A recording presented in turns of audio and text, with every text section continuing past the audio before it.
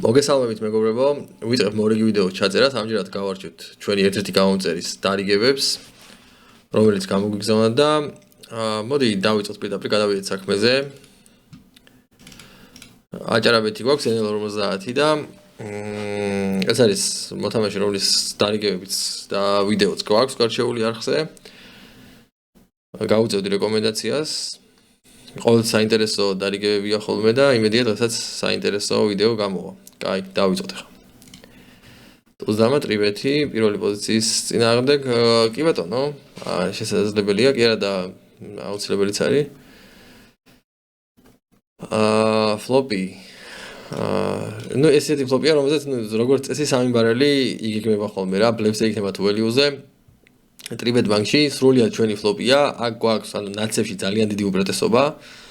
კი, აჭარაზე ანუ ხშირად შეიძლება ოპონენტისგან ტუსკაროლისგან მივიღოთ კოლი UTG-ზე. თუ პასიური მოთამაშეები არიან ხშირად. არა, მარტო აჭარაზე არა, საერთოდ UTG-ზე ესეთ არადინამიურ პოზიციებში ხანდახან კი არა და რაღაც ნაწილი ტუსკაროლი იქოლება, მაგრამ აი ტუზები კაროლები ხშირ შემთხვევაში ჩვენს ხარეს არის აქ ნაცებში ძალიან დიდი უპრეტესობა გვაქვს და ზოგადად სამი ბარელის გასვლა ბლეფზეც კარგად გამოდის ხოლმე ესეთ ფლოპებზე. ნუ ხარ ანაუც გააჩნია რა თქმა უნდა. მაგრამ ველიუზეც რა თქმა უნდა ტუზდამა აქ ძალიან ძლიერია. ნუ კაროლი ალბათ ის კარტია რომლის ნახოთ თერზე. მაინც არ არის სასიხარულო. აქ შეიძლება რომ გააკეთო დავუშვათ ფსონი, რაღაც ნახევარი ბანკი, ოპონენტი დაქოლავს და რივერი ჩეკ-ჩეკით წამოიღო რა. ყველას ნაღდი ეგ იქნება. ოლინი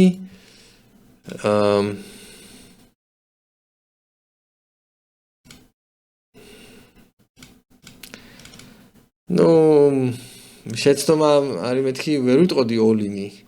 აქ შეიძლება ოპონენტთან იყოს რაღაც უფრო უარეს ტუზები, რომლებიც ჯერ კიდევ გადაიხდიან რა. აქ რაღაც ინფორმაცია უნდა იყოს ოპონენტზე მაშინ რა ოლინის შემთხვევაში მაგრამ ოპონენტზე რაღაც ინფორმაცია უნდა გქონდეს რომ ასე თქვათ და კონექსიონი უნდა იყოს რა ოპონენტი რომ რაღაც დაუშვათ აი ტუზრიანით კოლი მივიღოთ რა თუ ეგეთი ინფორმაცია არის მაშინ ოლინია რა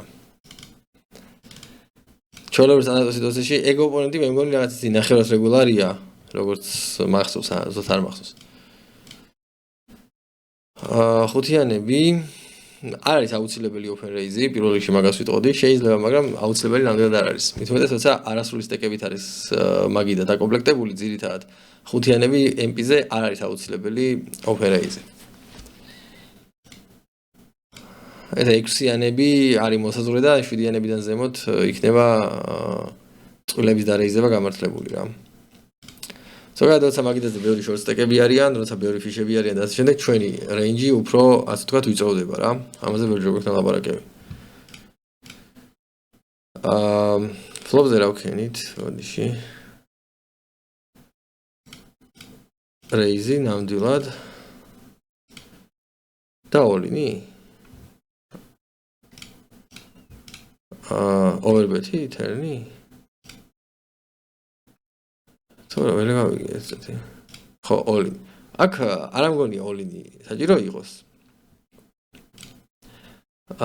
ოვერბეთით აქ ბევრი რამე შეიძლება დააყრევინო და ჩვეულებრივად რაღაცა პატარა საიზინგით. უნდა ბანკზე უნდა მიაბარა. ნახევარი ბანკი ჩვეულებრივად შეიძლება გახვიდე.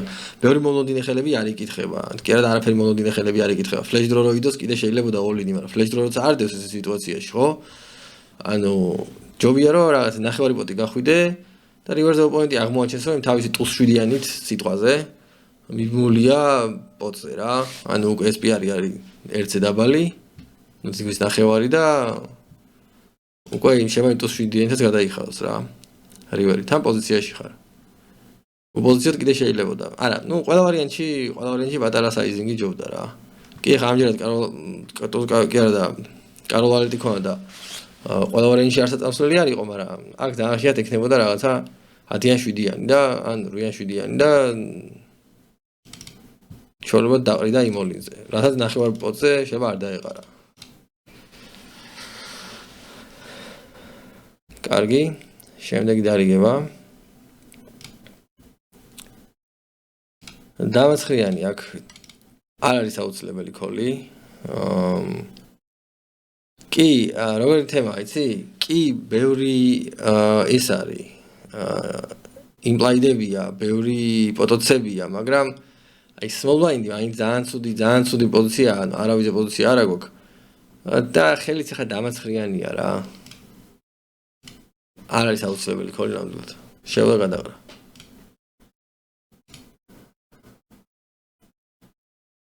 სიბეთის დაკოლაც არ არის აუცილებელი არანაირად აქ დამაცხრიანით. მესამე წვლილია რეალურად აქ დამა. ოპონენტთან UTG აგრესორია ოპონენტი და რავი. იმდენი ტუზია რომ რაც ტუზი არსებობს ყველაფერი აქვს. აქ მეორე წვლილი რომ მოდის უკვე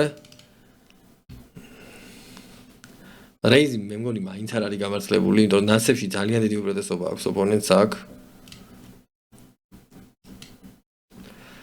მოკლედ ეს დარიგება ახლა ზოგადად თავიდანვე ცოტა ძალიან არასტანდარტულად იყო გათამაშებული შესაბამისად გამიჭირდება დაკომენტარება, მაგრამ თერზე რეიზი არ ფიქრობ სწორი იყო.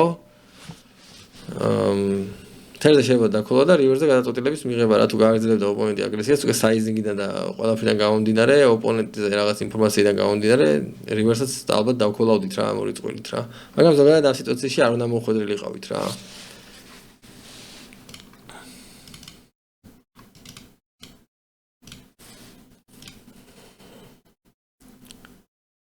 რა ხდება აქ კაცრავად 4 დიდი ბლაინდი ენლასია და 4 დიდი ბლაინდი დავარეიზეთ. 4 დიდი ბლაინდი ცოტა ნამეტანი ოფერეიზია. შეიძლება რამე ინფო იყო აქ ბლაინდებზე ხალხი რავი რაღაცა სპეციფიკური სიტუაცია იყო, მაგრამ 4 big blind-ი ნამეტანი ოფერეიზია. ტრიბეთის დაქოლასაც შეეხება ესეთ სიტუაციებში. ტუზდამით ტრიბეთის დაქოლვა შეიძლება, ნუ იმპლაიდებიდან გამომდინარე შეიძლება, მაგრამ აუცილებელი ნამდვილად არ არის რა. ოპოზიციო თვართ, თან ძალიან დიდ საიზინგებზეა საუბარი, ან 4 დიდი ბლაინდი, 12 დიდი ბლაინდის დაქოლვა გვიწევს რა. ზოგადად ახლა ეს ოპონენტი შემოვიდა აქ და ფორბეთი არ გამოდის, მაგრამ ამ სიტუაციაში ფორბეტსა და ფოლდს შორის გვიწევს ხოლმე ესეთ სიტუაციაში გადაწყვეტილების მიღება. ანუ ფორბეთი ბლეფზე და ფოლდი. და ეხლა ეს რა შემოვიდა, ხო ალბათ call-ი შეიძლებოდა. მაგრამ მე აქ მაინც fold-ი უფრო მომწონს, რადგან ოპოზიციო თვართ, რადგან სენდვიჩი ვართ რა. მეორე წვილით ჩეკი. და აქ უკვე უნდა გავსულიყავით კი ბატონო. რივერი ჩეკი და მივიღეთ all-in-ი, ხო?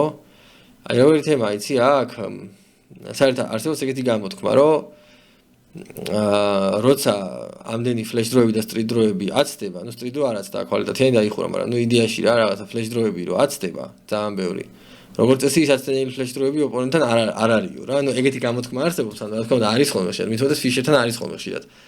მაგრამ აი ფიშერთან აი ფიშები ეგედოს ფუშავენ ხოლმე აცდენილი ფლეშ დროებს, მაშინ როცა ძალიან პატარა სტეკი აქვს ხოლმე ბანკთან მიმართებაში, ანუ უკვე რომ მიებნენ ბანკს და მე რივერზე გააცნობიერეს, რომ აი ბანკს მიმული არიან და ეხლა ფლეში არ დაეხურა, აი მე იციან ხოლმე დაფუშვა. ეხლა ეს სიტუაცია არ არის, ოპონენტი რეგულარია და თან პოტიც ანუ SPR-ი ერთია და ესეთი თემაა. ვფიქრობ რომ ამ სიტუაციაში ეხლა ბლეფკეტში რავი რა შეიძლება ითქვას. სუბთა ბლეფკეტში არის რა, მარტივად რო ითქვას, ანუ არანაირ ველიურენიც არ უგებთ, მარტო ბლეფებს უგებთ და ესეთ სიტუაციაში როცა ამდენი ფლეშ დროები აცდენილი, რეგულარი წესით შეიძლება არ ფუშავდეს. ხშირად შეიძლება ბლეფზე ესე არ ფუშავდეს რა. მაგით გამინდა. კი ამ კონკრეტულ შემთხვევაში ახლა შეიძლება იყოს ბლეფი, რა თქმა უნდა, მაგრამ მე ვამბობ, რომ აი საკმარისი ბლეფები ოპონენტთან რაღაც ეჭვი მაქვს, რომ არ იქნება რა. ანუ დისტანციაზე ამ სიტუაციაში უფრო ხშირად აი ანუ ალეტათიანს გვანახებს ხოლმე, ან ცხრიანებს, ან რაღაც ეგეც რა. ნუ ამ შემთხვევაში გასაგებია რომ აცდენილი ფლეშ დროებს, ხო? ანუ აი ოპონენტიდან გამომდინარე ანუ ის არის რა. ნუ მეტაკლებად ნორმალური ხელი იყო ბლეფუშისთვის, იქიდან გამომდინარე რომ backdoor flash draw ქონდა და ანუ ჩვენთან არ ბლოკავდა flash draw-ებს რა. და თან ანუ fold-ებს არ ბლოკავდა იდეაში და ის იყო რა.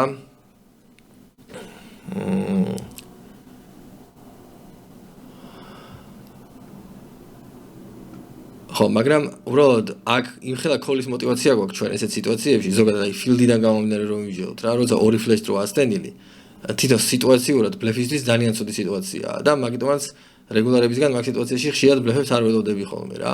მაგრამ თუ ოპონენტზე არსებობს ინფო რომ რაღაცა ანუ მეტნაკლებად აგრესიული ოპონენტია და უბრალოდ მეტნაკლებად არა, უბრალოდ ძალიან აგრესიული ოპონენტია და რაღაცა მსგავს სიტუაციებში არ არიდება დაფუშვას, რა თქმა უნდა, მაგ შემთხვევაში შეიძლება დაქოლო, მაგრამ სპეციფიკური ინფორმაციის საფუძველზე რა. დისტანციაზე, აი მთლიანობაში ფილდი რო თქვა, ეხლა ამ ოპონენტთან მე დიდი დისტანცია მაქვს მეთქი, რო გითხრა მოგატყუებ. ვიცნობ, ჩვენი გამოწერია ესეც და ვიცნობ, მაგრამ ანუ ისა ნათამაშები ბევრი არა მაქვს. მაგრამ აი მთლიანად ფილდი რო თქვა, აი აჭარაზე როგორი თამაშობს, ხო? ამ სიტუაციაში მგონია რომ რეგულარებისგან საკმარისი ბლეფები არ იქნება, რომ ეს ქოლი პლუსავო იყოს რა. მაგრამ ეხლა დინამიკაში სიტუაციურად რა თქმა უნდა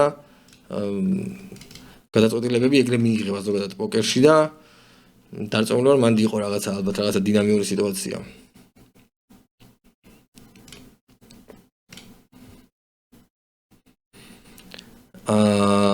რეიზი ტრიბეთი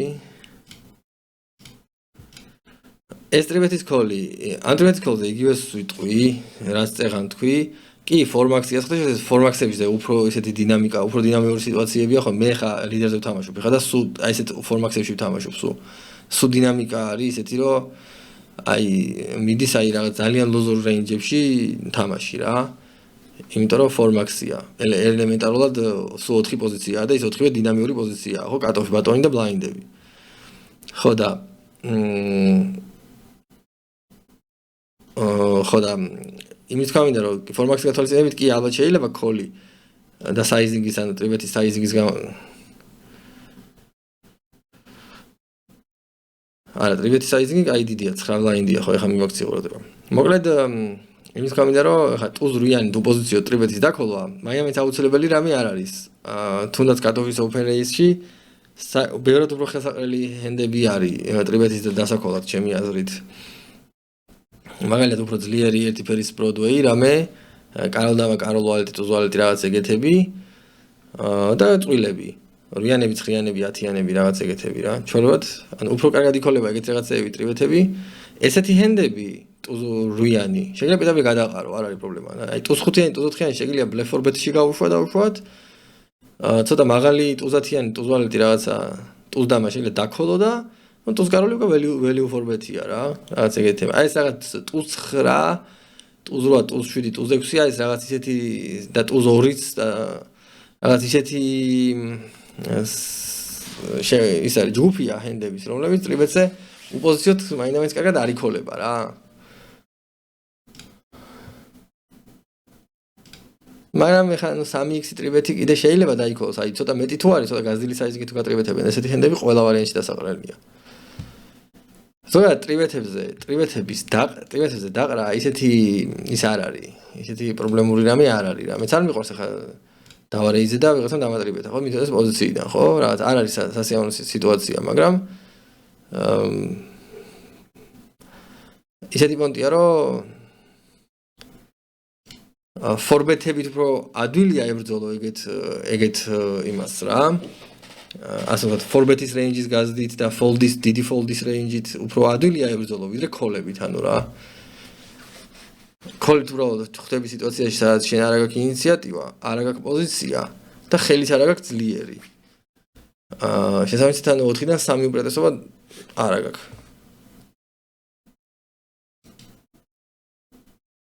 არც ერთი არ აქვს უბრალოდ ინფორმაციაც არ აქვს. ანუ ინფორმაცია, ანუ ამ შემთხვევაში ოპონენტის ხაზზე ინფორმაცია იგულისხმება და ტრიბეთის რეინჯი აქვს. ოპონენტს ანუ კეფ რეინჯი არა აქვს რა. ანუ ყველაფერი შეიძლება კონდეს. ძლიერი. და ანუ შეიძლება ბლეფებიც კონდეს.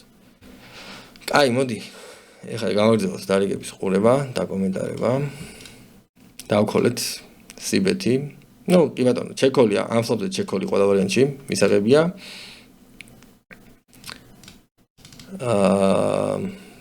ჩეკოლი აქ გააჩნია რა სტეკები გვაქვს ახლა და სტეკი დავინახო. ასეთ თერმზე ჩეკფუშია. ჩეკფუში შეცდომა ვერ იქნება ვერანაირად რა. ეგეთი თემა. აქ ძალიან ძლიერები ვართ. მეორე ხევის თემაა, რომ check-push-ზე ერთი პრობლემა აქვს აქ, რომ ოპონენტი ჩვენზე უარეს ხელებს იშვიათად გვიქოლავს check-push-ზე რა.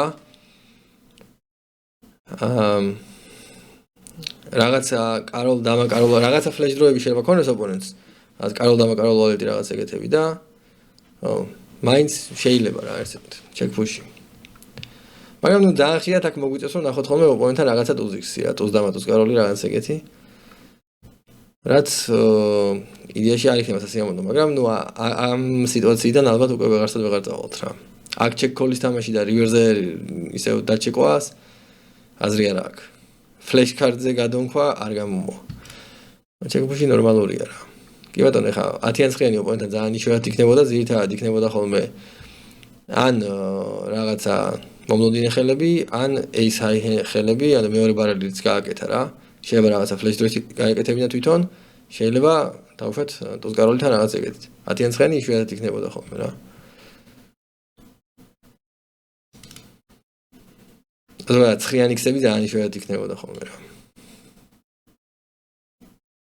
ეს დარიგება, ანუ post-flop-ი ზოგადად სწორად არის ნათამაშები, მაგრამ pre-flop-ზე რა ვიფიქრობ, რომ ამ ტუზრიანის დაყრა შეიძლებოდა თავისუფლად არ იყო მაინდა-მაინც აუცილებელი ტრიბეტს ქოლი რა. ზოგადად აი უპოზიციო თუცა ტრიბეტს ქოლავ, ჩემი რჩევა იქნება, რომ ორჯერ დაფიქსდე რა, ანუ ერთხელ კიდევ დაფიქსდე, რომ ანუ ხო არ შეიძლება დავუშვათ იმ ჰენდის ხო არ ჯობია დავუშვათ ან დაყრა, ან რაღაცა black-for bet-ის range-ში შეყვანა რა. აი მაგაზე დაფიქრება, უპოზიციო ტრიბეტსა ქოლავ. მაინდა-მაინც მომგებიანი გათამაშების ხაზი არ არის რა. თუმცა რა თქმა უნდა აუცილებელია და არის ჰენდების ჯგუფი, რომელსაც სხვა გზა არ არის ჩვეულებრივად ან სრულად ნოლამდე ვერ დაიყვან უპოზიციო ტრიბეტის ქოლს, რა თქმა უნდა, მაგრამ დიდი ფოლდი რო გაქვს უპოზიციო ტრიბეტის ქოლზე, ვაფშე არ არის პრობლემა რა. ანუ რაღაცაერთ აი მეც მქონია ეგეთი რაღაცა და ვიცი რომ ბევრ მოთამაშეებს აქვს, რომ აი გონია რომ რაღაცნაირად ის არის რა, რომ აი ოპონენტები ჩემს ექსპლუატაციას მოახდენენ, როცა მე დავუშვათ ტრიბეტზე მაგარი ფოლდი მექნება, მაგრამ ეგ აი განაც ჩვენს ლიმიტებზე ლაპარაკობ NL50-ზე და NL100-ზე და აჭარაზე და იმაზე.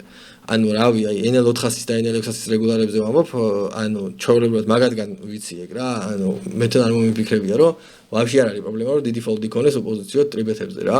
პროსა წესიერი ფორბეტის რეინჯი უნდა ქონდეს გაკეთებული და ვაფშე არა პრობლემა და კიდე ერთ რამეს დავამატებ, რომ როცა მაგიდაზე ორი ფიში ზის ან მეტი ფიში, ხო?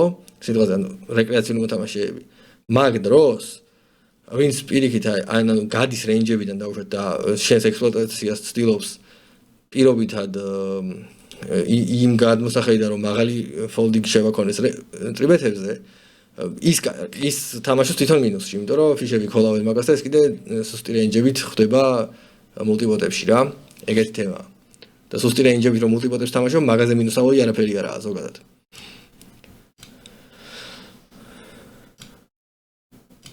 ზოგადად ისეთ სიტუაციებში, სადაც აი მაგიდაზე აი ესეთი პონტია, აი ხა ამ დარიგებაზესაც ვხედავთ, რომ დაატრიბეთებ და 4 კაცი ქოლავს, უნდა ითამაშო ძალიან ტაიტად რა.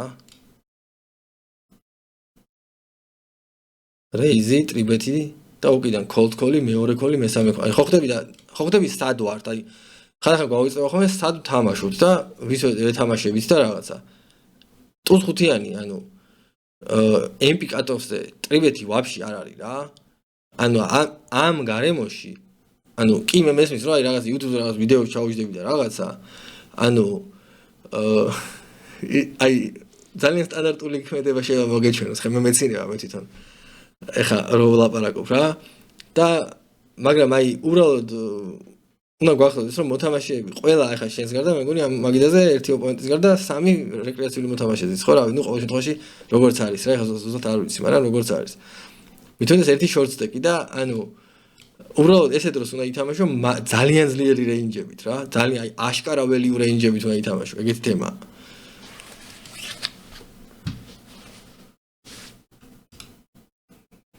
ანუ აი ხა რა არის იცი აი ხა რაც მოხდა ამ დარიგებაზე რა საერთოდ არ იყო აუცილებელი კი flash draw-ა nats flash draw-ა რაღაცა მაგრამ აქ ხო ხდები რომ ხა წინ არასოდეს არ იქნები რა ესეთ სიტუაციაში როცა მიდიხარ სტეკზე კი უკანაც არასოდეს არ იქნები ანუ იმ გაგებით რომ ანუ მინუსავოი არ იქნება ხოლმე შენი თამაში რა იქიდან გამომდინარე რომ უკვე რაღაცა დიდი პოტია ფორმირებული და შესაბამისად რაღაცა 30% 14% equity ყოველთვის გაქვს nats flash-ით რა მაგრამ აი ესეთი ნულივოი უდარები ვაფშე არავის არ ჭირდება ამ სიტუაციაში რა აი ხა ამ ოპონენტმა რომელმაც კაროლების slow play გააკეთა პრეფლოპზე მე ვფიქრობ რომ ასევე შეცდომა დაუშვა რა უნდა გაეკეთებინა პრეფლოპზევე 4bet cold 4bet თავისი პოზიციიდან და თუ ვინმე ეთამაშებოდა თუ არავინ არ ეთამაშებოდა და ყველა დაყრიდა ხო რა იმ ხელა მკვდარი ფული იყო აი ხა ამ სიტუაციაში აი აქ რა 12 და 75-ია მკვდარი ფული 25 ბლაინდია მკვდარი ფული და რავი იმ კაროლებით რა მე უკეთესი რა უნდა გააკეთო რა კაროლებია რა ბოლო რა ის ხო არა 100% equity ხო არა გაქვს ანუ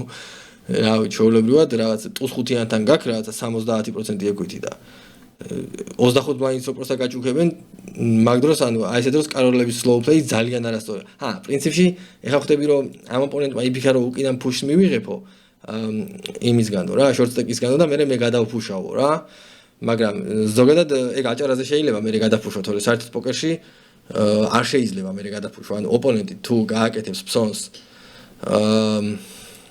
ზოგადად ეხა არა აქვს ამას მნიშვნელობა მაგრამ ფსონს თუ აკეთებს ანუ უფრო ნაკლებს ვიდრე მინიმალური რეიზი იყო ზომით უფრო ნაკლებს ფსონსაც აკეთებს all-ins ვიდრე მინიმალური რეიზი იყო შესაძლებელი ხო მე კიდე რეფუშის გაკეთება არ შეიძლება ხოლმე და უნდა დაიქოლოს რა რაღაც ეგრე ხდება ხოლმე რა ადრე ჩვენ რომებში ეგრე იყო ხოლმე და მე რატომაც ეგ პონტი მოხსნეს რა ზუსტად არ ვიცი რა პონტია ეგ და როგორ და რანაირად მაგრამ მოკლედ ჩვენთან იძლევა ხოლმე საშუალებას რომ კიდე გადაფუშო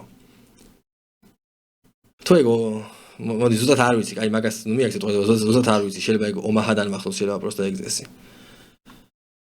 მახსოვს რომ უცხოურობებიდან მახსოვს და ომაჰადან მახსოვს ჰოლდემიდან ეგ ზუსტად აღარ მახსოვს ომაჰაში უჭოლი ეგრეა და ჰოლდემში მე მგონი ჰოლდემშიც ეგრეა ხო და ხო არა აქვს მაგას მნიშვნელობა აქ ფორმეტი უნდა გააკეთებინა ზოგადად ესეთ slow plays მაინც მოგებიანი არ არის რა მაგის თქმა მინდა იმიტომ რომ ამდენი ხალხი შემოვა ემაში გათამაშებაში კაროლებს უკვე equity არაფერი equity აღარ აქვს რა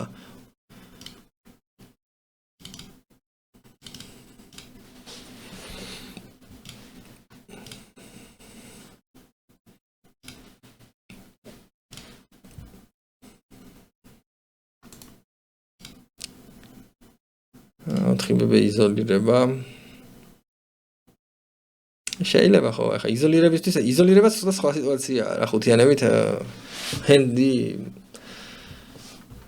ნორმალური ჰენდია იზოლირების მიზანი ძირითადად ის არის რომ ოპონენტი ერთ-ერთზე დავიტოვოთ და მე ფლოპით ანუ მოვიპაროთ რა ფლოპზე მოვიპაროთ იდეაში მთავარი მიზანი იზოლირების ეგაა მაგრამ ორი ოპონენტი როა აქ უკვე მე დავჩეკავდი რა ეხა ესეთ შალ ფლოპზე ერთი ბარელის გასვლა შეიძლებოდა კი ბატონო 1/13 ხო არ არის შეცდომა ნამდვილად რა მაგრამ ორი ოპონენტი როცა საერთოდ ხო მარტო კაი ფლოპებზე შეიძლება ეს შეიძლება კაი ფლოპად ჩაითვალოს და პრინციპში არ ვარ მართალი ანუ ფლოპზე 1/13 გასვლა სწორი იყო ამ შემთხვევაში მithueles პოზიციიდან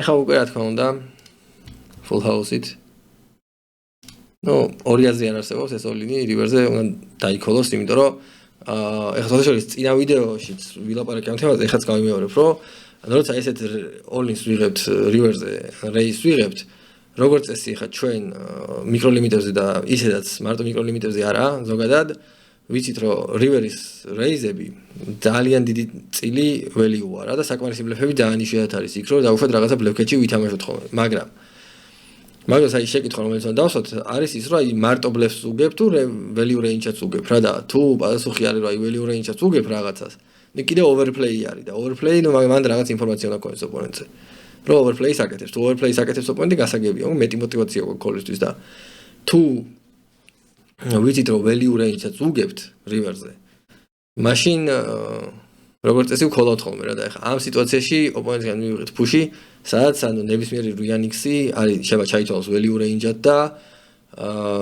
შესაბამისად ჩვენ value range-ებს უგებთ რა თუმცა რა თქმა უნდა ასოციაციაში არ უნდა გაგიკვირდეს რომ მაგალითად რაღაც მომენტში შეიძლება ოპონენტს გქონდეს რაღაცა დამარვიანი ჩვეულებრივად ესეც იქნება ხოლმე ხო მაგრამ ანუ პრობლემა კი არა თავარი ის არის რომ მთლიანად რეინჯებით ვიაზრუნოთ და ანუ ტუზ რუიანიც არის იმ რეინჯში ჩვეულებრივად და რავი რუიან 7-იანიც და ნებისმიერი რუიანი რა ნუ აქ რაღაცა ბლეფებიც შეიძლება ისე ზოგადად რა არსებობდეს მაგრამ ნუ საკმარისი არ არის ხოლმე ის ბლეფები აი ამ დარიგებით დავამთავროთ ბოლო დარიგებაა პრინციპში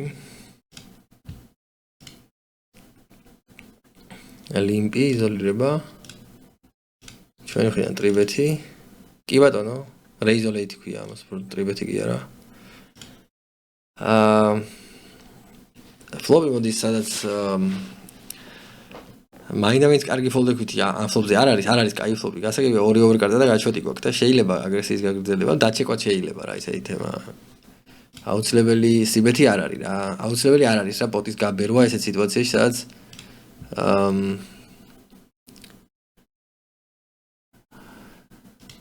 მაინც ისე ტრიბეთის კოლს უფრო კარგად ან მოკლედ იმისი ფლოპია რა მარტივად რომ ითქვას იმას უფრო კარგად ედება ტრიბეთის კოლს უფრო კარგად ერგება ეს ფლოპი ვიდრე ჩვენ რა შესაბამისად შეგვიძლია დაგვეჩეკა თავისუფლად რა ნუ თერზე მოდის ტულზი ნუ მე უკვე ხა შევა მე უკვე ტულზე უკვე ნორმალური იყო ფსონი რივერზე რა მოხდა ბუდიში რივერზე პროცესა ჩეკი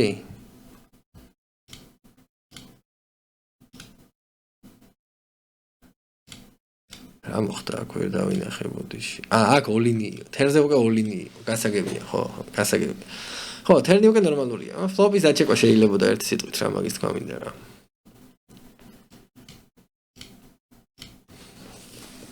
check calls ვითამაშებდით flopზე თუ check folds ეგ უკვე ანუ ოპონენტზე ინფორმაციიდან და საიზინგიდან გამომდინარე მივიღებთ გადაწყვეტილებას რა ოპონენტზე სავარაუდოდ უფრო ხშირად check fold-ის თამაში მოგვიწევდა ხოლმე მაგრამ ანუ იდეაში ჩვენ check-ის იმას ვიზავდით check-ავდით რომ check იქნებოდა და თუ ოპონენტი ანუ დაჩეკავდა თერნიდან გამომდინარე უკვე მე ჩვენ ფსონს გავაკეთებთ რა თერზე ან გულს დაგვიდებდა ან შევაცხრიანი დაედო ან რიანი რაღაც მეორე გაჩოტი და ან დამატუზი რაღაცა და თუ ჩვენი კარტი იქნებოდა თერზე გავიდოდით და თუ ჩვენი კარტი არ იქნებოდა კიდე და შეა მეორე დაგვეჩეკა და დაგვეთმა ეს პოტი ან მაინც გავსულიყავით ბლეფზე დავუშვით რა მოკლედ ფლოპი აქ ჩეკი უფრო მომდოს ესეთ ზოგადად უპოზიციოთ მოდი აქვე ვიტყვი უპოზიციოთ ჩვენი გაგრძელებული აგრესია არ არის აუცილებელი რომ ძალიან დიდი იყოს რა ძალიან ისეთი კარგი ძლიერი ჩეკის რეინჯი უნდა ქონდეს რა იმიტომ რომ პოზიციოთ სიბეთები იმდან კარგად არ მუშაობს ამიტომ პოზიციაში შეიძლება ქონდეს რაღაცა სიბეთი რა თითქმის 80% შეიძლება ზოგი 100%-ს თამაშობს მაგრამ არიან ტიპები ვიცი მოთამაშეები 100% სიბეთით თამაშობენ პოზიციაში მე ერთი პერიოდი ძალიან დიდი ხანი თამაშობდი 100% სიბეთით პოზიციაში ოღონდ ჩემი 100% სიბეთი იყო განპირობებული უფრო იმით რომ მეზარებოდა რაღაცა სპლიტი რა, ანუ გაყოფა და რაღაცა დაფებზე გასვლა, რაღაცა დაფებზე დაჩეკვა და მაგიტო ვაკეთებდი უფრო 100%-იან სიბეთს პოზიციაში. ეხლა აღარ ვაკეთებ 100%-იან პოზიციაში სიბეთს, ეხლა რაღაც ცოტა ცოტა თეორიაზე ვიმუშაო და რაღაცა ცუდი ფლოპები ძალიან ჩეკში მაქვს ზოგიერთი